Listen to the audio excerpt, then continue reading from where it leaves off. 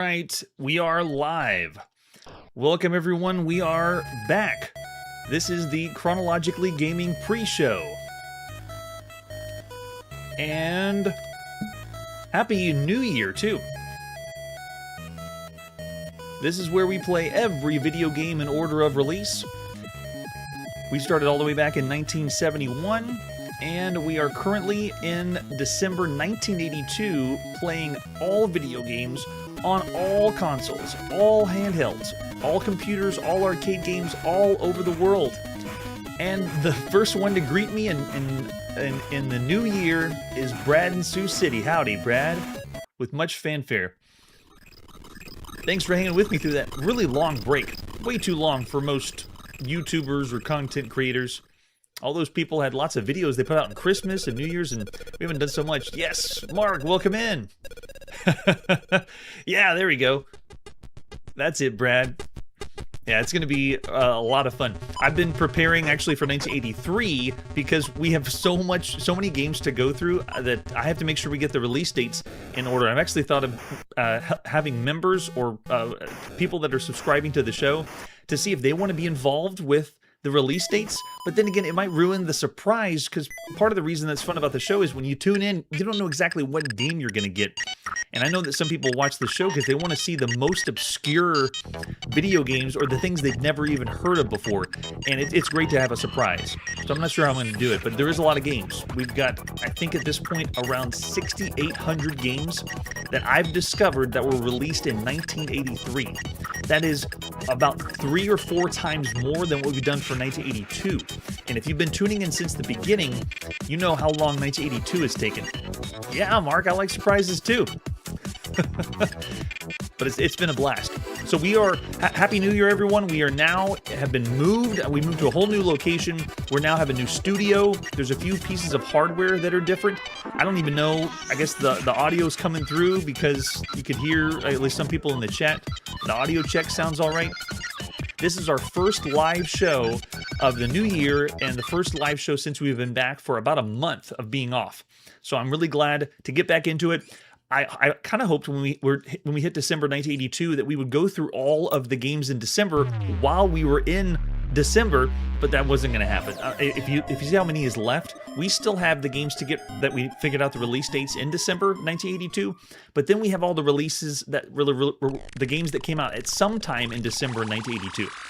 And after we finish that, then we get into all the games that were released sometime in the whole year 1982 that we don't know. Barclay Smith, welcome in. Yeah, it's been a while. Yeah, if you tune in live, you can actually see yourself in the chat and throw out some ratings, and of course, comment on the games that we see. If it's a game you know and nostalgia you got for the games, then send those over. But if you also never heard of the game, then send those comments too. Yes, Mark. I think we've done 1982 for 2 years now. I need to look back at my announcement that we finally reached 1982. It was kind of a big moment because this year I got more meticulous with finding and making sure we don't miss any video games in 1982. So much so that we've gone back and we do videos called the backlog videos, which is us showcasing all the games that we didn't see first time on the live show. And now that I've gone back and watched myself, I saw how fast I went. I went through games so quick that a lot of them, I guess it made for good viewing, because we quickly went from game to game. But there's a lot of parts of the games that I think I left out because I was going so fast, especially on some of those obscure consoles. I didn't even check out all the game variations and realized that there was another mode to them, but maybe we'll see that later in the backlog. Maybe. But yeah, it's been a long time in 1982, and we're still going. We have even more games to check out. And as usual, if you know of games that we haven't seen so far in 1982, let me know. It's been interesting because when I hit 1980 and 1981, people were sending out messages to me to say, hey, you missed this, you missed this. No one has said I missed a game from 1982 yet. So maybe I'm doing something better this time around. But if you do notice anything, then send it my way. But it's great to be back, and this is Chronologically Gaming. It's showtime.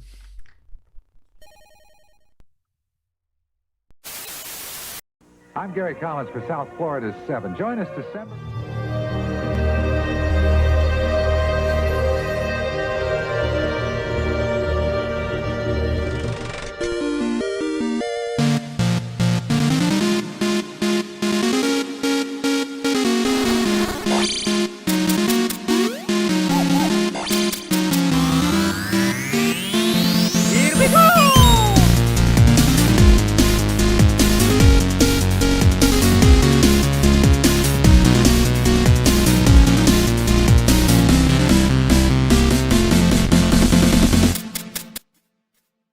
Hey, it's Chronologically Gaming, the only channel that's perpetually retro because we're playing every video game in order of release. We're back and more retro than ever.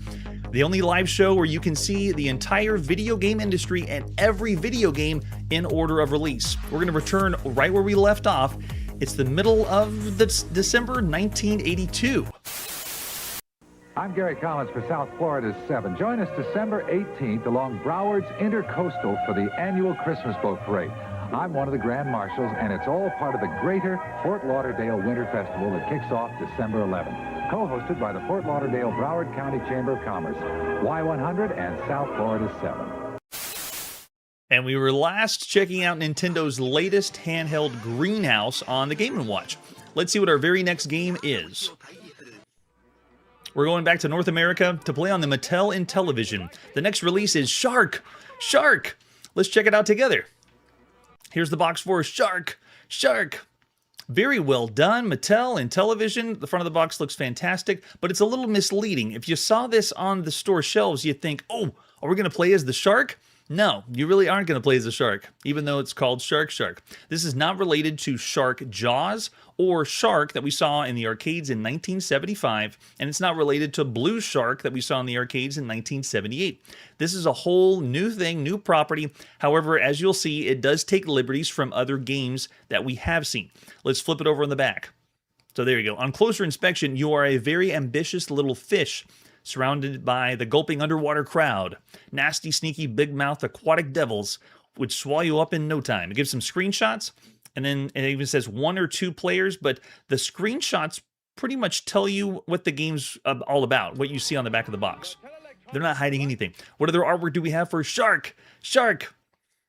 That's right, we are going to be the bait.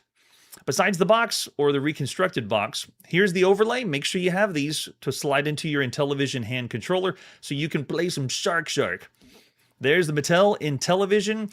This game is only available on the Mattel Intellivision. It's the 51st game that we've seen so far on this home console. And to put in perspective of the landscape of home console releases, on the Atari 2600, we've seen 196 games, way more than double what the Intellivision has released up to this point. And when I say only on the Intellivision, true, it's going to be released later on things decades from now, but for the most part, don't expect to see Shark Shark on all the other consoles around this generation of consoles. All right, there's the cartridge for Shark Shark. This was done in-house by Mattel Electronics. This is the 66th time that we've seen Mattel Electronics do a video game. It's the 43rd game they've done for Intellivision up to this point, and they've done 10 games on the Atari 2600 under the M Network label. All the rest of the games we've seen by Mattel Electronics have been handhelds. So here we go, the manual for Shark Shark. It says for 1 or 2 players. If you look over on the left side, there's the Running Man, one of the mascots or symbols of the Mattel Intellivision, seen in a couple games, and even on other consoles when it was ported over, because now you can get some of your games on the Intellivision on the Atari. However, this one wasn't ported over by the M Network. So here's the story. Terror reigns under the ocean's surface. It's a heavy traffic of sharks, nasty fish, seahorses, crabs, lobsters, and jellyfish. They swim fast, jerk up and down, lurk behind plants, or slide under coral reefs. They have weird shapes, striking colors, tiny or big sizes, and very mean intentions. They eat or kill each other at first sight. The object of the game is you're under control of a small fish that will begin scoring points by quickly gulping smaller fish and nibbling at a black shark's tail. That sounds fun. Watch for that shark turning around on you a bit too fast or you're dead. Never touch his head or fins. For every 1,000 points you earn, you'll grow one size bigger. For every shark, crab, or lobster killed, you'll get a bonus small fish. You start with 5 small fish or 5 lives, and each time capable of growing up to size 5. Once you reach size 5, you'll just get bonus fish or lives instead. But when you see the size 6 jellyfish around you, you better avoid them, as any fish or anything bigger than you, and you'll be finished. So as you grow bigger, you can eat bigger, but if you're smaller, you have to stay away from everything that's bigger. You win by scoring high and staying alive. I love it. Your controls are slide the shark around. First, make sure that overlay's in place on your hand controller. Here's the controls for the Intellivision hand controller. The overlay really isn't needed on this one. You only have 3 buttons to dart with different speeds, and then on the side, the buttons allow you to stop. And then you're going to use that disc to slide yourself around as the fish. And someone's saying snake variant in the chat. I actually was not familiar with this. With my experience with Intellivision, I have not played this one, but it is not a snake variant. We'll see when we get into it. When you begin the game, you get to choose what kind of speed you want, 3, 2, or 1, or you just move the disc for normal play. And we've seen that for plenty of games on the Intellivision so far. And then it breaks down the screen if you're playing with 1 or 2 players. But look at that. 1 fish for 1 player, 2 players simultaneous for a 2-player game. That's pretty fun. And it explains here how to play, moving your disc around, and what you're supposed to be doing in the game. You're essentially just moving around and eating everything. I'll keep it on this screen if you want to read the manual in its entirety, but you want to eat everything small, that if you're small, and every time you grow bigger by getting more points, that means you can eat more things that are larger than you. And if you want to play around with the shark in the middle, you can nibble at the shark's tail to get some bonus points, but as soon as you nibble, shark's going to turn around and try to eat you, so you got to move pretty quick. Maybe you use one of those dart or dash moves. If you play the 2-player game, you're playing at the same time and you're playing against each other. If you grow bigger than the other player, you can eat the other player. Really fun. Competitive simultaneous play. Here's the other things you'll find in the water. You got sharks, they'll eat anything that moves, and that means anything in the ocean. And then you have crabs and lobsters. They're orange and red. Lobsters are red. They crawl. I like how they explain the color. Like, you can't really tell if it's a lobster or a crab. You have to make sure you know the color too. But they crawl along the bottom of the screen. But they usually don't travel together. There's also various fish with different sizes that'll be on the map. And you'll even have seahorses that are brown. They're size 3. And they have the killer jellyfish, which is a size 6. Which means there's nothing you can do against the killer jellyfish. You just run. And then they have some other fish down there in the bottom left corner. And on the right of this, look at this page here. The score table is amazing. Maximum score possible is 9,999,950. And the maximum fish count is 255. But look at the score table. It is epic. Taking scoring to new heights here in December 1982. Even look at this, 2 pages. 2 pages of score tables. That is fantastic. And then they have some strategy tips like we've seen with a few of the Atari manuals. Well done manual when it comes to manuals we've seen on home consoles so far. And then they have the game again, or if you want to play again. And I'll switch myself to the other side if you wanted to, again, check out the manual and see what it's like. All right, so we know how to play. Let's pop the cartridge in and check out Shark. Shark. This is by Ji Win So. Sound by Andy Sells. This is December 6th, 1982. And we're greeted on the title screen. This is the first and only game that Ji Win So developed, at least to my knowledge. But Andy Sells did the sound and music for this game. The only other game we've seen to this point that he's done the sound for was Tron Mazatron, the one that had the 2 different game modes. All right, so over on the left side, there's our overlay, kind of helping you with the controls. Get that disc ready. Remember, warm up your thumb. Did anyone have a worn out thumb using the Mattel Intellivision disc? Because I'm one of in the same crowd that doesn't really enjoy that control. It's not as good, even though it's supposed to have, more directions you can move. But we'll check it out anyway. I'm going to move the disc, which is just going to give us normal play. Ready? Go. It asks us what players. So we're going to start with a 1-player game, which means you get your numpad out and you push 1 and then enter. Now, when you move the joystick, nothing happens if you're plugged into the left joystick. You have to use the right joystick button to move and play as 1 player. And we've seen this with a few other games, mostly computer games that do this. But every now and then, the older consoles did that. So you can see I'm nibbling at the shark, and as soon as I nibble at the shark, he moves around. But I got full freedom to move around. I'm the yellow fish on the right, and then whenever I want to dash, if I push the dash button, you do a little, like a quick move across the ocean. It looks like that. I guess that's the best way to describe it. And you have different levels of dashing you can do. If I do a bigger dash, then he flies across the side. So you have lots of movement to swim around as the fish, but that's it. You just have movement. There's no attacking, there's no shooting, there's no harpooning. When you think of all the games we played underwater, but you just move around, and you're meant to eat up the fish and stay alive. Let's see if we can nibble a shark again. There we go. Get his tail. And you see I've reached 1,000 points. Now I'm bigger, so I can eat slightly bigger fish. I even move a little bit faster. The lobster down below, or is that lobster or crab? I gotta look at the manual. The lobster or crab, I think they're level 3, but now I can eat that fish size, and then hopefully I can get to 2,000 points to get even larger. The sound's kind of interesting. Sound design's going for more ambiance. Notice we're getting like the sound of ocean waves and the sound of bubbles. Well done. So there you go, getting even bigger. Look more like an angelfish now. Oh, you can see the other fish are eating other ones, so I can't eat that one yet. We are getting faster. Let's go over this side. But so far, we've seen and played games like this. At least what we're seeing now.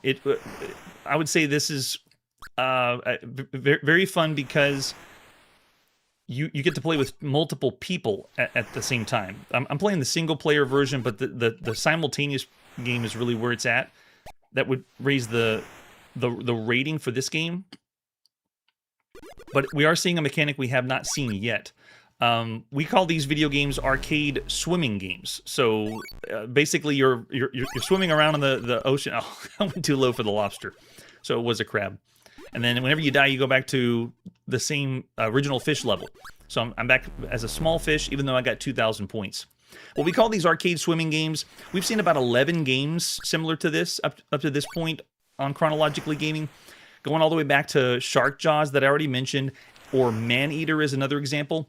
Shark, also from 1975, is essentially where you're just able to freely move around the screen because you're supposed to be underwater. We've also seen a few games that are like this, like Lockjaw on the Atari 2600, Calypso, Marine Boy, Swimmer, and Deep Six was available for the Piuta, or the Tomy Tutor. Also, one of the modes in Jungle King had swimming, and it even had an air gauge when you're underwater. But majority of those games, you're playing either as the shark or you're playing as a human being. This one, you're playing as the fish, which is kind of interesting. Oh, so what level am I? I think I'm level 2 now because I only went up one level. So this is another game with fish as an animal in it and sharks that have an animal in it. We played as a shark in a game called Shark Attack that was in the arcade. And this one, playing as a fish, there's not too many games where we were playing as the fish. Another one that comes to mind was a really fun game called Salmon Run on the Atari home computer. But that one was a different perspective. It was like scrolling vertically. It wasn't doing this. There also was another game we played called Funky Fish, and that was more of a Defender variant. But the gameplay mechanic that this introduces that we have not seen in any video game is a fish survival game, which means you are meant to survive as long as you can as a fish, and as you're playing, you're growing bigger, like I just did, and as you get bigger and bigger, you're able to eat more fish. Kind of playing a almost slight simulation of living as a fish. But we've never seen any game do that. Of all the video games so far, this is the very first video game that's incorporating some fish survival elements. Oh, and the shark got me. So what I'd like to do is I'm going to go ahead and do a game over in the top left. You can see our number of lives. I'm going to go down and get the lobster right here. Oh, and Brad in Sioux City's throwing out Odell Lake. It was a fish survival game. Apple II. What year was Odell Lake? And was it educational? Was it an educational title? Maybe that's why we haven't seen it yet. And that means we need to see Odell Lake if we haven't seen it yet. Alright, we'll lose all the lives. Whoa!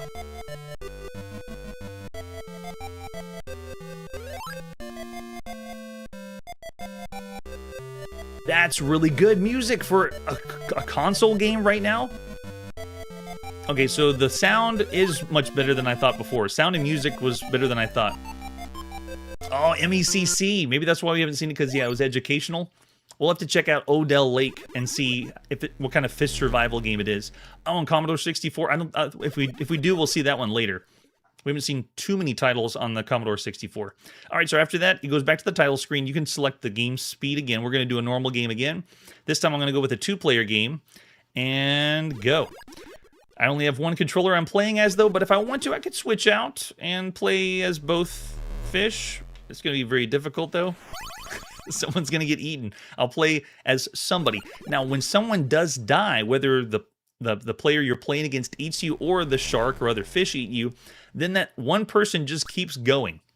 So right now, the other player, the second player, is just sitting there waiting for me to die, cheering me on or calling me to die. So this is a game that is multiplayer competitive, but it has the element more swinging in the favor of competitiveness when you could do it cooperatively if you wanted to. I know, because you're playing simultaneously.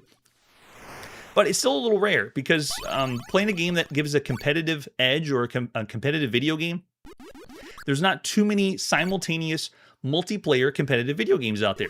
Across all home consoles that we've seen so far, this is the 208th video game that we've seen that's allowing you to play competitively, simultaneously on the same screen. And some of the best multiplayer competitive games we've seen so far on consoles have been Crazy Chewy or Crazy Chicky on the Creativision. Sea Battle on the Intellivision was a pretty good one. Space Invaders still rocks on the Atari 2600. Combat is available on the Atari 2600, which is a good one. Boxing on the Intellivision is excellent. Football on the Bally Astrocade is another example of a really good one. Ice Hockey on the Atari 2600 is a great multiplayer competitive simultaneous game. Real Sports Soccer we've seen more recently on the Atari 5200 is available too. Let me get that small fish over there and do some more dashing, right? Yeah, the air bubbles are a nice touch. This is just a very well-programmed game. And it kind of reminds me of a more relaxing title. I know you're supposed to be running away for your life as a fish, but I like that. We gotta stay away from the edge, because look at this. The shark and the other enemies can come at us, and they can just pop out of nowhere, like especially on the ground floor. Look at the look at the other player fish that's gonna get destroyed. Oh, there we go. He just got destroyed by the shark. So besides Odell Lake that someone mentioned in the chat that we might check out, educational games are a little bit trickier to find. There was another game that was kind of close that we saw called Polywog on the Apple II, but it wasn't really a fish survival game. It was more like a frog survival game, because you were meant to be a tadpole growing up. And it doesn't do the same justice as this. And most of the games we're going to see later are going to be fish survival rather than frog survival. They're just going to be more popular. Oh, Chomp. Yeah, we haven't seen that one yet. We will see Chomp. I think 1983 is when we'll see Chomp. But you never know. We still have a lot of games to do before we close out the end of 1982. The other thing to note is this cartridge for this game is pretty large. This is a 16 kilobyte cartridge, 16 kilopower, and it's the largest cartridge size that we've seen so far for home consoles. So just bear that in mind. While we're getting the good music and the new style of gameplay, they are maxing out the usual cartridge size. Let's see if we can get rid of this shark. There we go. Grow in size. If you eat the tail enough, yes, the shark goes down. And you become the king of the waters until, I guess, a bigger fish shows up. Oh, there we go. He comes back really, really fast. As far as games that take place underwater or have an aquatic setting, there's been a lot. We've played over 40 games that have this setting, and the survival style games, we've seen about 8 of them so far. But I'd say this pulls off the survival biological gameplay way better than games we've seen like Alien Garden on the Atari home computer. But this one is very well done, especially for a home console game. Really fun, easy to get into as far as controls. Anyone can be able to play it and get better at it, and you want to improve to see yourself grow bigger. There we go. Yes, we're massive now. How big can we go? Can we eat you? Yes. Does this mean I can eat a... Nope. Not quite. So there you go. There's your first experience with Shark. Shark, of all the games you could play across all home consoles, this is an excellent console game. It has a good polish, great sound. We usually don't compare video games with music and sound too much because there's not a lot of games that have very robust sound, and this one does. It pulls it off very well. Jay Mogler in the chat's throwing out 4 stars of all the games you could play across all home consoles. James Frondelli says 4 stars. Brad says 2.5 for 1 player, 3 for 2 player. It does have 2-player mode, and that one gets an extra point in my book. Brian from Fort Worth says 4 stars. Yes, we could have called it sushi. And then Barclays Staines 3.5 stars. So if you're just now tuned into the show, we rate all the games as if it was right now in December 1982, and we don't know about any other video games. This game is rated against all other consoles that you could play right now. And if you look at this game or play this game and you tell yourself this is a broken video game, then you're going to rate that somewhere in the 1-star range. If you tell yourself this is somewhere in the 2-star range, then you're going to rate that somewhere, or you're going to say this is a bad game, then you're going to be somewhere in the 2-star range. If you say this is an average video game, you rate it somewhere in the 3-star range. And if you say it's above average or an excellent video game, you rate it somewhere in the 4-star range. And then if you say if it's one of the best video games you could play across all home consoles right now in December 1982, then you're going to rate it somewhere in the 5-star range. So of all the video games we played up to this point across all home consoles, I'm actually, oh, there you go, Mark's throwing out 4 stars. I'm going to actually contend with the majority of the chat throwing out 4 and 4 and 4, and I'm going to go 4 stars for Shark. Shark. I think if I can get control, something must have just froze on the background. It's gone. Or at least it froze the rating system. It didn't want me to rate Shark 4 stars, so it just completely blew up. Oh, there we go. It started to come back. All right, now after Shark, what's our next video game? Our next video game release, as we go release by release by release, is Evolution for the Apple II. I'm not familiar with Evolution. Let's check it out together. Here's the box for Evolution, the incredible new progressive game from Sydney. I've never heard of this one. And what's the front of the box? You got what looks like a person with a gun and an ape, and I can't make it out, but they did have the grid. You got to have a grid with your video game art in 1982. That's what makes it work. There we go. Yeah, give it an extra half point while you're here. And it says, only the strong survive. This marks the 444th game we've seen for the Apple II thus far. Lots of Apple II video games. Flip this over in the back. You start as an amoeba trying to advance up the evolutionary chain to become a human. You gain this goal. We'll have to go through a total of 6 distinctly different evolutionary steps. It says up to 99 levels, and you have keyboard control or joystick. Very nice. This one is done by Sydney Development Corporation. It's the very first time we've seen this company on the show. And then look at that, credited Don Matrick and Jeff Simber. This is the very first time we've seen these two developers on Chronologically Gaming too. But besides that, what other artwork do we have for Evolution? We have the box, and we have an ad you would have seen at the time. You start off as an amoeba, and it shows all 6 styles of gameplay. It looks like this one was also available in French and Kalika. Oh, this is a different back of the box. There's the advertisement flyer. This one's a little bit later for an advertisement flyer because I think the box even was from 1983.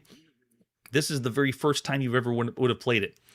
Yes, I know we're going to do a fish simulation game and then a life simulation game. And I don't put these games in a certain order. I'm going by the best order I can for release dates, and it just happened to team up with this one. And here it still says 99 levels. Wow, hailed by leading reviewers as one of the most exciting games available. Evolution is truly different. Try it today. Okay, yes, we will. There's our 5 1/4 floppy disk. We're going to pop in the Apple II to play some Evolution. After loading, remember loading? We're not going to be doing too much loading here, don't worry. Well, here's the manual for Evolution. That's probably where we got the artwork. Still strange artwork. The object of this game is you start as an amoeba trying to advance up the evolutionary chain to become a human. To attain this goal, you'll have to go through a total of 6 distinctly different evolutionary steps. Do you have the instincts? To find out, good luck. To begin, you boot the disc in the usual manner. I like how they don't have a lot of instructions. Most of the time, they have all the loading instructions for the game. It'll enter a demo mode, and then you have 5 lives to succeed in evolving. If you lose all 5, the game's ended, and you start over. So how do we evolve? Is it happening on the same screen like we've done with Polywog and with Shark? So the controls are either keyboard or joystick by Control J or K. Oh, it breaks down every game mode. So in the amoeba mode, you have a 1-cell creature trying to eat the immobile DNA cells, and you just pick up all the DNA to advance to the next level, and it breaks down the controls right there. Looks like you have a shield as an amoeba. Nice, all right. And then the next level, you're a tadpole trying to eat elusive water flies. Eat 3 of these to advance to the next level. Sound easy? It's not. Well, that sounds like most of the games we played. You can avoid the fish by running away or jumping over them. Good luck, Jeremiah. Who's Jeremiah? But you move just left, right, and then space to jump. And then the next level is you're a rodent who, like all rodents, likes to eat cheese. You must burrow around the network of caves to get the pieces of cheese that appear randomly in the caves. You'll be pursued relentlessly by a number of snakes who will kill you if they catch you. You can kill a snake by dropping one of your 3 dung piles. So you poop to make them run away.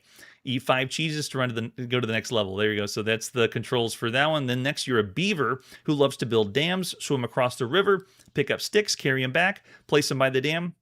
When you retrieve 5 sticks, the dam will be complete. By the way, watch out for alligators because they love beaver sandwiches. Good luck, eh? Like it's Canada. This is amazing. This is a lot of different games in one.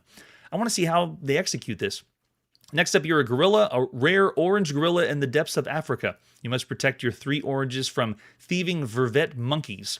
Hurling coconuts at the monkeys and attempt to dislodge them from the vines. 5 hits, you made it to the next level. And then finally, you're a human. At the last level, you've attained the highest form of evolution. The genetic mutants have all revolted and you've been sent into Jeff's Elastic Battleground. I didn't know I had an Elastic Battleground. To dispatch the renegade creatures with the aid of your laser pistol. Watch out, they shoot 2, kill 10 mutants, and you'll be witnessing the end of the human race. I guess that's the end of evolution. So here's the controls, and then high scores. Oh, it has a high score level. Very nice.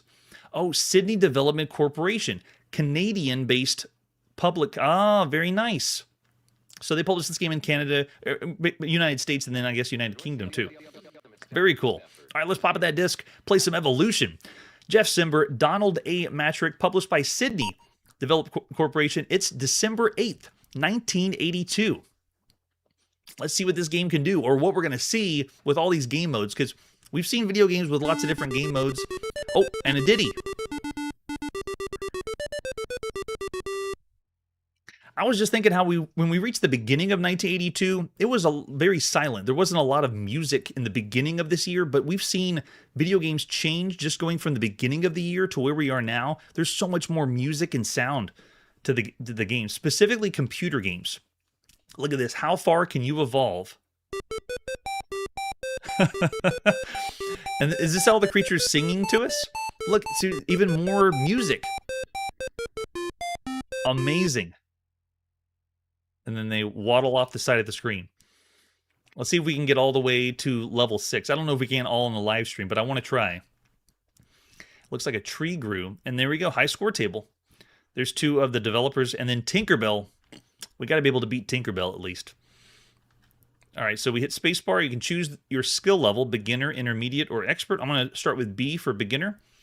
And I got my analog joystick plugged into my Apple II. Wow, yep. Again, presentation is really good for this one.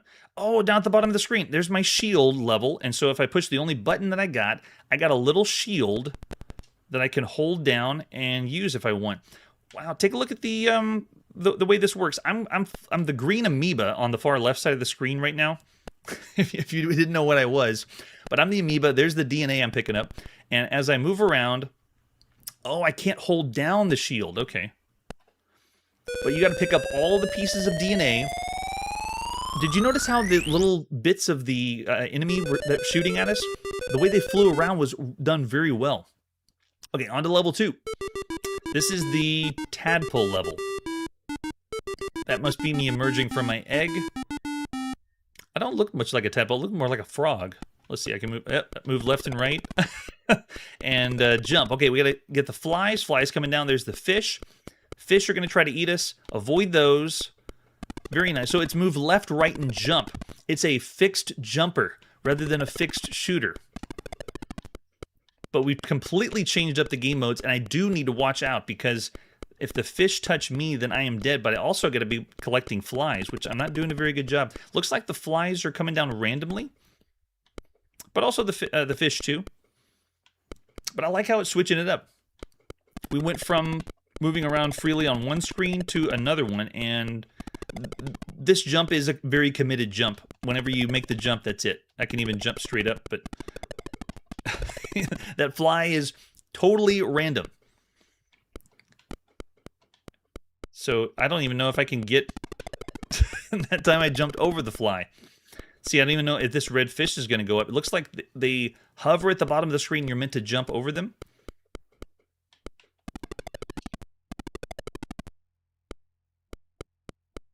Oh, yeah. It's... On my playthroughs, I only played the first 2 levels, like this one and the other one. Let's see if I can jump. Oh, I made it over the fish. Nice. But I was more lucky on where the fly was coming.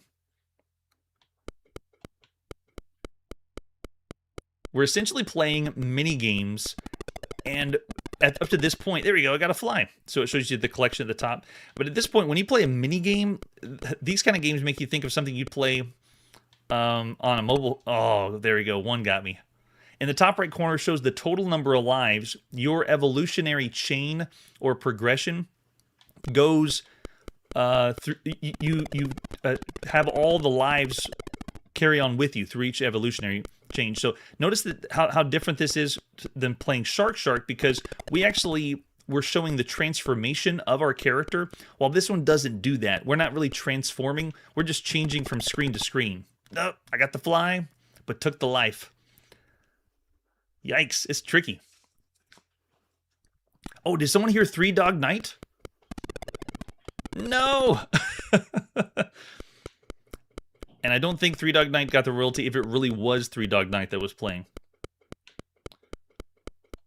Every time that we go to a new screen, maybe they'll give us another sound.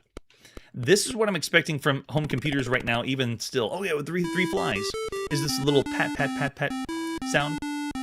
See, we got another song. Wow. Very well done. So on to level 3. We're playing as the rodent.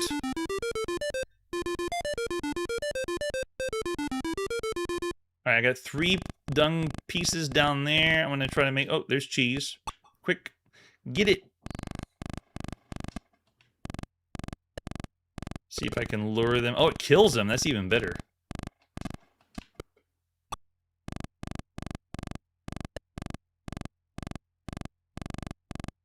Okay, I think I've outsmarted him. If I can find another one. I forget how many I need to find, though. Because I have no more... I have no more poop to lay down. Or am I supposed to go pick up that one? This is great. This is like playing a poor man's Dig Dug, but we've played rip-off Dig Dug. This is actually playing better than some of the other rip-off Dig Dugs. That's pretty good. Alright, so I think I should be okay. Okay, yeah. You just got to make it appear and then go and find it. So I think I can make my way around and get the last one. Looking pretty good. So this one, very, very simple mechanic. It's obviously not doing everything Dig Dug does. Got it. All right, let's keep evolving. Got another little song. Yep. Yep, another new song. Okay, so now we're the beaver. I got to... Oh, yeah. Control's pretty tight. Actually, it looks pretty good. So you move the beaver from one side to the other side. Grab a stick. Can I grab... No, only one stick at a time. Sorry. After you get one stick, you got to make your way back to the other side and place the stick. It is essentially like we're playing Frogger, except we're picking up something and going to the other side. And we have played Frogger variants like this, where we're going from one side of the screen to the other. From the side like this. But wow, this is another game mode. Again, simple idea, but this is awesome. when you think of all the computer games you could play right now, this would be a good find. You'd have fun because you're not playing the same game. You're actually playing different games. Oh, they got me. Or they trapped me in the top. Let's see if we can get by. Should be okay. It's not too difficult. We're playing beginner mode, and that basically means it's making the speed of the game not crazy fast, but we do have a time limit. There's a bar slowly going down on the side you got to watch out for. Let's go place our stick. All right, got to just get one more. Should be okay. Just be smart about it.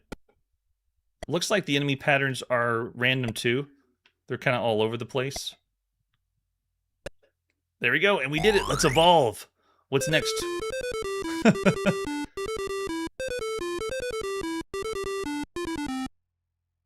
Different song every time too, I think. Look at the orange gorilla. I don't know how to... Oh man, this is rough. Okay, so I can hit him. How many... Oh, okay, it marks how many monkeys I hit that are trying to go after my oranges. How many times can I... Can I get him? Uh-oh.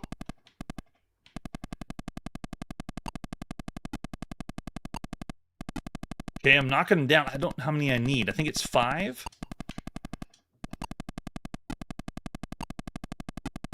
Here we go. Is that 5? Yes!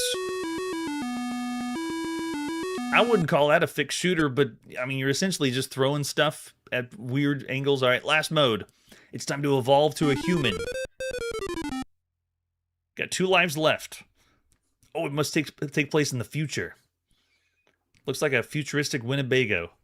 And as I emerge, I am a human now.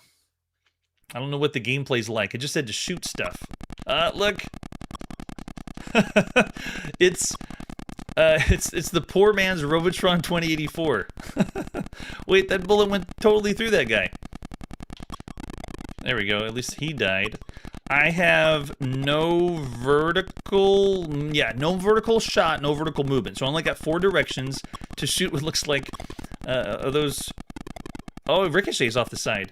Looks like I'm shooting some rollers, paint rollers. I don't know what the enemies are, but I did it. I get a bonus extra life, so I'm probably going to 3 lives. Nice. So everyone that's here for the live show, I've already caught maybe 2 or 3 public domain songs, but there's a lot in this one. And then we went to... What is this? Oh, that wasn't a tree. It's an atomic bomb. So life as we know it just explodes. Oh, we move on to level 7. Okay, so they call it level 7, but now we do the wraparound. So this game has arcade-style gameplay. Oh, it sped it up. Very nice. It has... fixed shooter video game elements. It has multi-directional shooter video game elements. It has swimming like this, like as the amoeba. It has the arcade like Frogger element to it because it even has, if you want to call it, a biological simulator. But I'm using the term very loosely just because it has to do with evolution. But we're not seeing the transformation happen in front of our eyes. It's just going from screen to screen. It's essentially like we're playing mini games. And we played video games with mini-games up to this point. This is the 21st video game that we played that consists mostly of mini-games. Examples that would be Nightmare Park that we've checked out, the very popular Olympic Decathlon or Microsoft Decathlon. Bez Off also had mini-games. Beagle Bag had mini-games. Time Bandits had mini-games. The Great Western. And even the one more recently was Poltergeist, was essentially just made up of mini-games. And this one executes it much better than Poltergeist. Each minigame is actually fun to play. It's very simple, but it works. Oh, I missed the fly again. Darn. Even on home consoles, we've seen a few games that consist of minigames, like a really good one, Escape of the Mine Master, and Sword Quest, Earthworld. That's the only Sword Quest we've seen up to this point. But it controls with a joystick. It plays like different arcade games, and you can play this at home. And I'm sure you would want to practice and get better, and you can even change the difficulty level. It has music. It even has a little bit of a cutscene because we went to blow up the world with an explosion. Very, very cool. So this game we're going to be seeing ported in 1983 next year to a lot of different home computers. The ColecoVision, the home console, and then it'll be ported to the PC, IBM PC, Commodore 64, because by law, every video game has to be ported to the Commodore 64. All right, so there you go. That's a first experience with Evolution. Now, live show, usually the first experience you get, you don't really get to go very far, but we did. We played all 6 of the game modes, so this is definitely an above average computer game. Of all the games you could play across all home computers, this is at least a 3.5-star computer game. I'd even go as high as saying a 4, just because all the different mini games and game modes are done better. But to be fair, some of the other games we play that are just mini games, I've given more of a 2 or 2.5-star rating, just because they're not executed as well. Nightmare Park is actually pretty good. So looking over the chat, we got, oh, that's right, someone's reaching out about Don Matrick. Yeah, someone said Janky Tron too. I love it. So scores are, we got a 4 and a 4, a 3.5, a 3.5, a 4, and a 3.5 to 4. And I agree. It's either 3.5 or 4 stars of all the games you could play across all home computers. Being the first time we've seen this game, maybe we'll give the ports slightly lower ratings, but I'm really impressed with how well that they delivered this. And if this was released in the beginning of 1982, then this would have been maybe even a 4.5 star. That's how much better it's gone. So I would say of all the games we played up to this point, I'm going to have to go with a 4-star video game. Evolution is an excellent video game incorporating those mini game elements and even allowing you to be able to go from bounce from game to game, and it's just executed very, very well. Looks like we're getting another freeze on the 4-star rating. I don't know if my program likes me to rate these games the way they are, because it's just hanging around and not letting us finish it. But I do love the chat throwing out Janky Tron. Yeah, I like the variety. They went from different game modes, and they weren't like a total ripoff. Even the Frogger style Beaver mode, it wasn't a complete ripoff of Frogger. It had something sort of like that. Oh, middle school. Yeah, and if this is going to be ported a lot, you may have seen this on other computers too. This is the very first time it was ever released, but we're going to see it a lot more on other home computers. Did anyone play it on the ColecoVision though? Because in 1983, I didn't see that, but I heard that it was available to play on the ColecoVision. Maybe it was the atomic bomb that froze the rating system in the back. I really thought it was a tree when I first saw it. All right, so after Evolution, what could possibly be our next video game? We're going to play a little bit more on the Apple II some more. This is Jump Jet. Let's check it out. Another one I'm not familiar with. Here's the box for Jump Jet by Avant-Garde Creations. Very nice.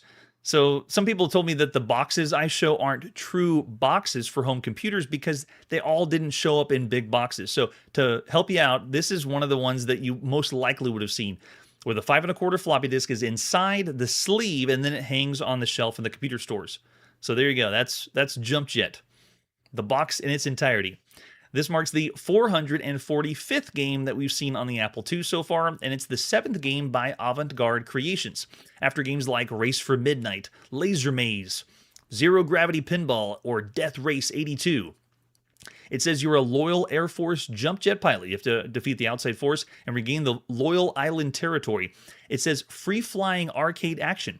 And it says your mission is twofold. Your primary concern is the defense of the Loyal Fleet. Your ultimate mission is to defeat the outside force and regain the island.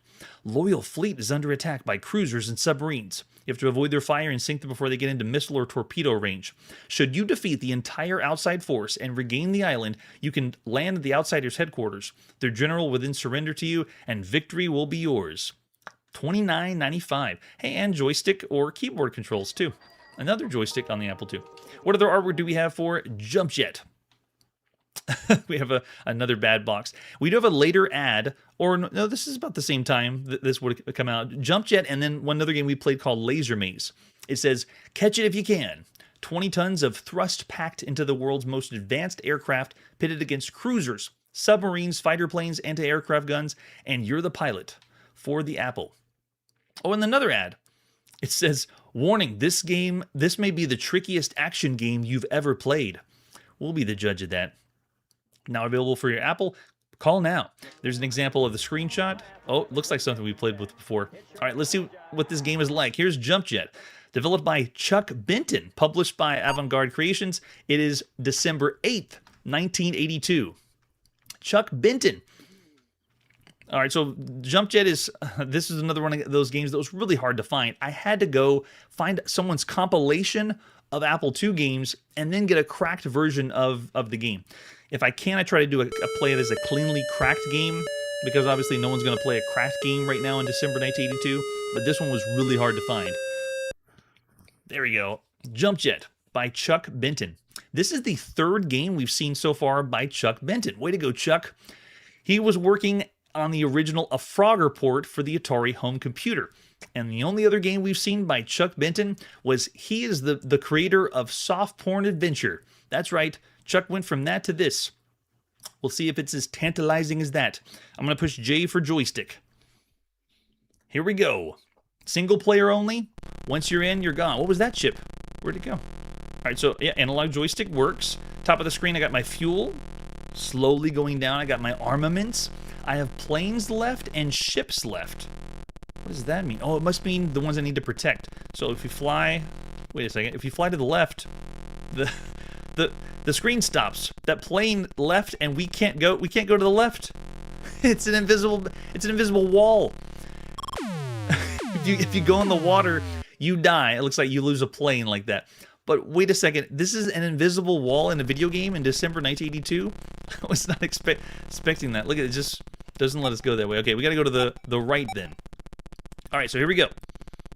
Got bombs coming in. Oh, you're right, yes. Someone is sending charges. Can we stop them? Uh-oh, yep, and then the ships left are 2. Oh, it's not looking good. Okay, we can take those out. They're really tight, though. Whoa. Screen jerks you around a lot. So I see we have 2 goals. We have to make sure we protect our ships, but then also destroy the other enemies. Okay, so we got 2 ships left. Great. So it took us where we left off. I can destroy this one, so he shouldn't send any. But that means we saw a depth charge pass over, and that eventually will be destroyed too. Very rough controls. So if you move around, you first think it's Defender because you can move left and right, but not really. It's not a variant of Defender. It is a shooter, but I only have 1 shot. Yeah, it feels like I only have... Yeah, as far as my controls go, it looks like I only have the bomb. So it's a bomb 'em up rather than a shoot 'em up. But you make your way to the right. What do we have? 10 shots left. Oh, there goes another one. No! And I have 6 arms. Can I land here again? Okay, yeah. Land there. You get some ammo back on the main ship. But now we only have 1 left. Once they take that one out, am I just destroyed?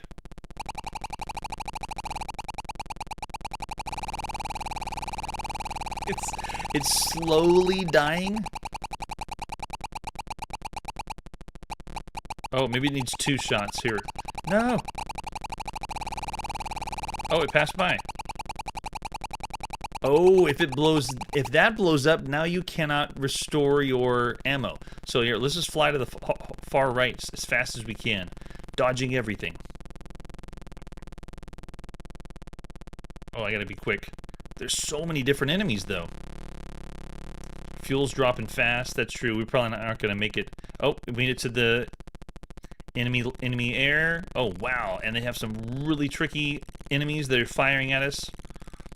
Different than they did before. Fuel's dropping fast. Oh, there it is. Last plane. Do I take someone out? Yes. And that is it. That's the game right there. Single player only game. We call these games shoot 'em ups, even though it's still bomb and stuff. How do I go again? J for joystick. And then go in. This marks the 189th scrolling shoot 'em up that we've seen so far on Chronologically Gaming. It's the 113th scrolling shoot 'em up that we've seen across all home computers thus far. It's the 17th that we've seen on the Apple II.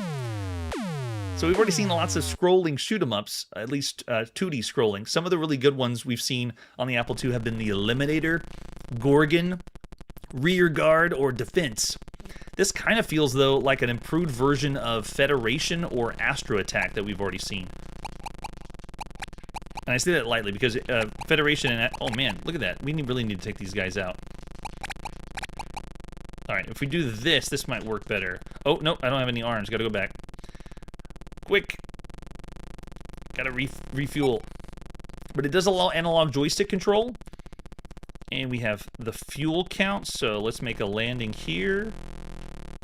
Everything's very quick and very jerky, and the only reason I say that is because we played games like Choplifter, which this one obviously is inspired by, the way you're moving left and right. Let's see, we gotta take out that last ship. There we go, got it.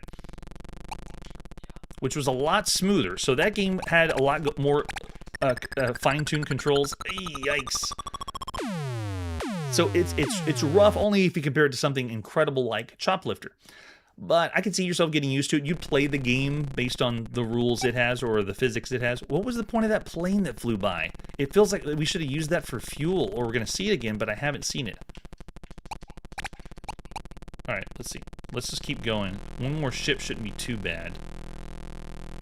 Let's go, go, go, go, go. Don't see any more in the water. That one ship, though, I think it's sending out bombs to blow up the carrier.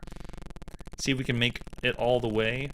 So this means you would have to slowly make your way from the left side to the right, destroying enemies to make a good path to go across. Yeah, and Paul's saying in the chat, CGA level graphics. Yeah, that's what it feels like too to me. It does have turbo fire, but it's pointless turbo fire because you just waste all your ammo since it has limited ammo. But I wanted to show what happens when you get to the end, because then you'll really see it trying to be like Choplifter, if I can do it. Uh-oh, it's blowing up the ships. Fuel is going low. How is it you could make it all the way to the side anyway when... Yep, fuel's going down fast. Oh, there was one. Can I get him? What, is that an enemy plane? I can't use that either. So anyway, if you make it to the far right side, you will have a landing platform where you land the plane, and then your prisoners of war can come on the plane, very similar to Choplifter. So it has that element where you are transporting people back to the carrier.